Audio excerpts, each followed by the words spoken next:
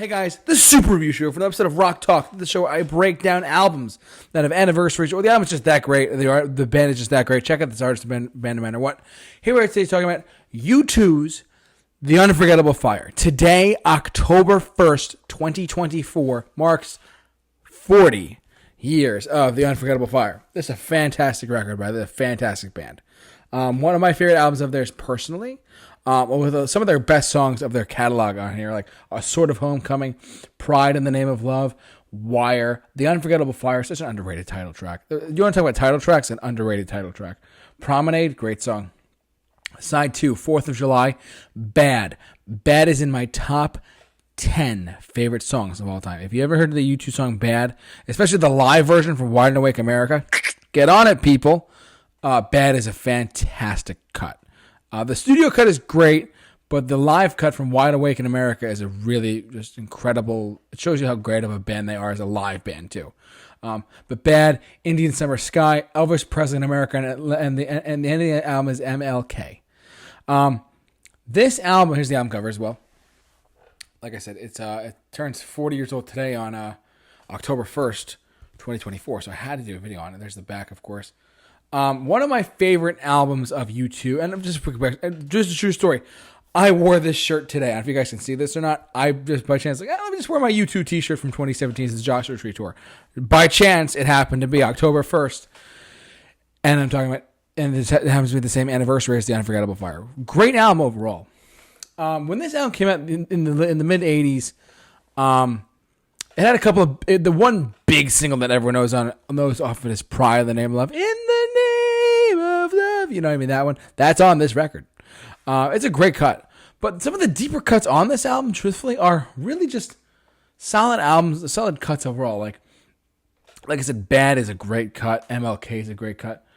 A Sort of Homecoming is a great, underappreciated song of theirs. And then The Unforgettable Fire, the title track. I mean, yes, for those of you who watch our Courage Respective show, I typically draw it towards title tracks in general. But that's a great title track. Kind of underappreciated, too. The Unforgettable Fire is a great cut. But yeah. So, produced by... And also, it's funny. This album came off of... was the album after War. War, which was in 1983. We talked about that last year. In 2023 for its 40th anniversary. War was released, and they had... It had Sunday Bloody Sunday, New Year's Day, Seconds, The Refugee. You know, these are songs on that album that are much more hard-hitting.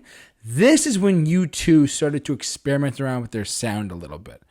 Quite a bit, truthfully. They went from a standard hard-hitting rock and roll beat like Sunday Bloody Sunday, I Will Follow, October, like stuff off of their first 3 albums. And this is where they started to experiment around as a band, and songs like Bad, songs like Pride in the Name of Love, like their guitar sound of the 80s was really solidified by this record. Like stuff like, and it's funny, I was listening to a U2 interview they did back in 2017 when the Joshua Tree Tour anniversary tour was just kicking in. And they said, let's, tour the Joshua Tree, whatever, let's perform these out, that whole album in full, which I saw them on the tour, that's where I got the shirt from. But they saw... I didn't say, sorry. I saw them live that tour. But we saw... It's funny, actually. So, Unforgettable Fire... The thing about that... I was listening to this interview that Apple Music did. It's still on YouTube. I think you can go check it out. Apple Music... And the guy, Zane, I forget his last name. He interviewed U2 for the Joshua Tree Anniversary Tour. And he talked to them. And he said... They were talking about Joshua Tree a lot, but they said we can't talk about Joshua Tree without talking about The Unforgettable Fire. Because in many respects, they're brother and sister. And a lot of people look at the Joshua Tree as like this huge quantum leap off of this album, Unforgettable Fire. But in reality, they're supposed to be brother and sister. Like the gold lining, the text, the pictures and stuff. Like the way it looks, they're supposed to be brother and sister. The Joshua Tree is a blue album with gold picture and lining and stuff on it. But this one's a red one with gold lettering, printing a picture on the cover. They're supposed to be brother and sister. A lot of people don't really think that way. When they think about U2, they think about especially the bigger fans of theirs, like me, truthfully. I never really thought about that. I said, when you really think about it, Unforgettable Fire and Joshua Tree are 2 very, very similar albums. And Bono even said himself in that interview, he said, yeah, they're supposed to be brother and sister albums. They're not supposed to be like the Joshua Tree, like it's not this quantum leap of like, you know, 2 number 1 hit singles off it with Where the Streets Have No Name or Bullet the Blue Sky, Running to Stand Still, you know, or even like In God's Country or Trip Through Your Wires. You know, just that album in general would look to such like a quantum leap forward, but in reality, they're supposed to be brother and sister albums. They're supposed to be like twins almost. They're supposed to be like, you know, hey, you know, one is this, one is that. They're both different, but they're both the same. That's how smart they are as a band. Pretty interesting stuff, truthfully. But like I said, and that's, you can go look up that interview if you want. It's on YouTube. Actually, I'll leave a link below for that interview if I can find. I think it's on YouTube still for Apple Music's Joshua Tree Anniversary Tour. It's from like 2017, so it's a couple years old. But Bono did talk about this album, and he talked about Joshua Tree too. And it's a very unique record overall. Like I said, Prime the Name of Love, The Unforgettable Fire. This kind of cemented them as like a, hey, we don't have to do just a hard-hitting rock and roll record. We can experiment with our sounds a little bit. And they mastered it. And then they solidified it more with the Joshua Tree, with The Streets Have No Name, I Still Find What I'm Looking For, With or Without You. Those are huge staple songs of their set.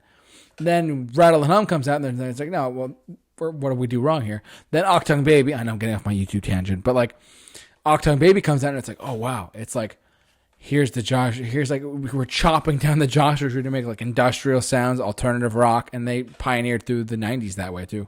But yeah, I'm getting sidetracked. But anyways, Unforgettable Fire, happy 40th anniversary to Unforgettable Fire by U2. One of their best albums of their catalog. And I say this all the time, listen to an album from start to finish. It's a journey. It's an epic. It's a story. It's a monologue. It's not a concept album, but if you get a better experience by listening to the album from start to finish, if you have the opportunity to. I recommend that with this one personally. That's going to do it for us, guys. Thanks for happy 40th anniversary to Unforgettable Fire by U2. If you like what you've seen here, subscribe to this YouTube channel. Don't forget to like, comment, subscribe, hit the bell for notifications, and follow us on our social media pages as well, simply on Instagram and Facebook, simply at The Super Review Show. But for all of your rock talk episodes and many more, keep locked on The Super Review Show. The J-Man is off to rock. I will see you guys later.